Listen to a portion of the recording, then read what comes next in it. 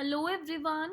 Today we will learn one more spelling rule and this is about doubling of the consonants.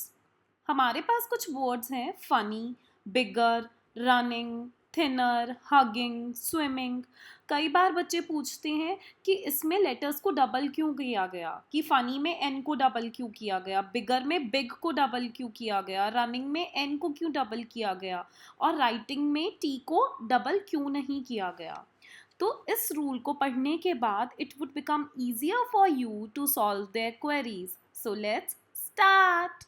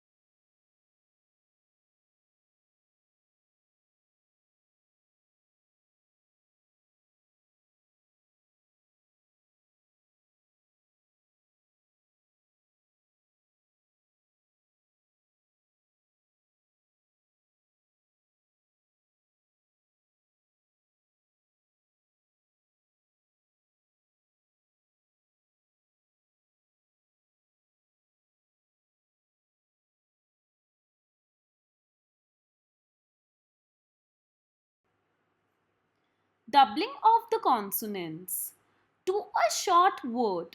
Short word बच्चों को समझाने के लिए लिखा गया है. Actually it's a one vowel word.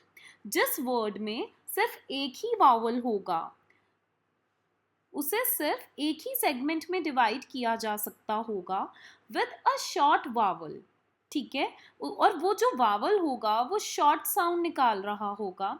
और ऐसे वर्ड में अगर सफिक्सिक्स को ऐड करना है, इंग, एड, अर और वाई को ऐड करना है, तो बिफोर एडिंग दैट सफिक्स हमें ये याद रखना है कि there must be two consonants. और अगर सिर्फ एक ही कॉन्सोनेंट है तो उस कॉन्सोनेंट को डबल करना है. तो इस रूल की थ्री कंडीशंस है. एक तो सिर्फ एक सिंगल वावल होना चाहिए.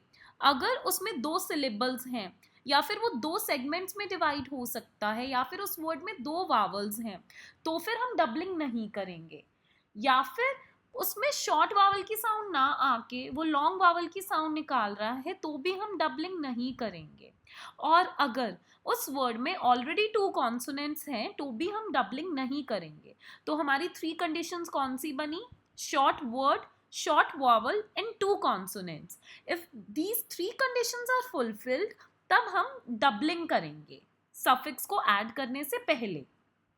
फॉर एग्जाम्पल, अब एक बच्चा कह रहा है कि मुझे मोबाइल फ़ोन चाहिए और उसके मम्मा पापा ने उसे बोला कि तुम्हें क्लास में फ़र्स्ट भी आना है, जंक फूड भी छोड़ना है और स्क्रीन टाइम भी कम करना है.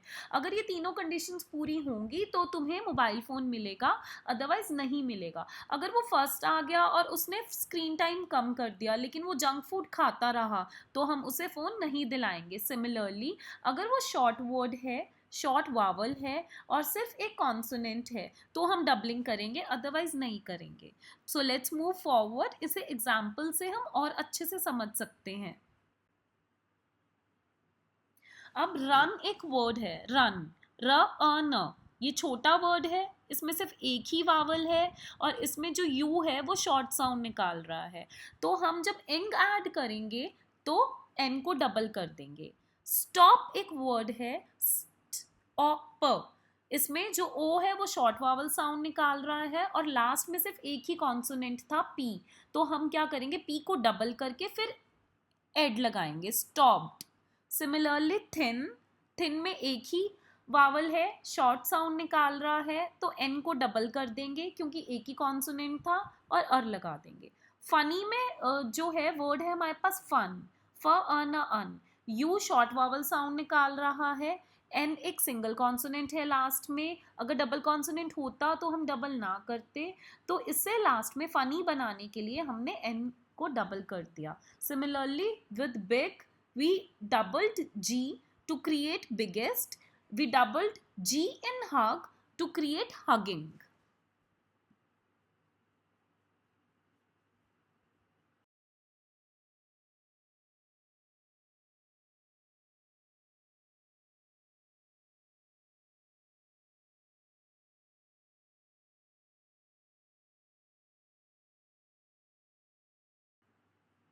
अगर दो कॉन्सोनेंट्स ऑलरेडी है तो डबलिंग नहीं होगी. Let's look at some words. If the vowel doesn't have a short vowel, it is not necessary to have two consonants.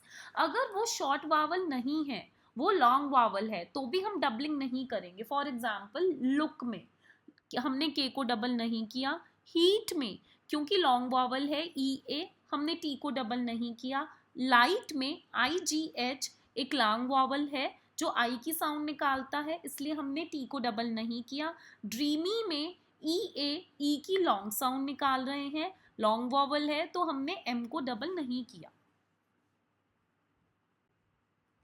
If there is more than one vowel, it is not a short word, not a single syllable word, तो इसमें भी doubling नहीं होगी. For example, eat, cook, sleep, play, dance, sing, talk and write.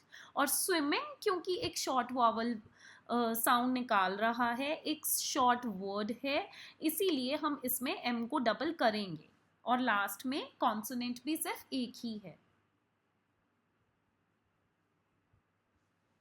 Do like this video and please post your comment for all the topics you want to see the videos of, and do subscribe my channel and press the bell icon so that आप कोई भी notifications miss मत करें.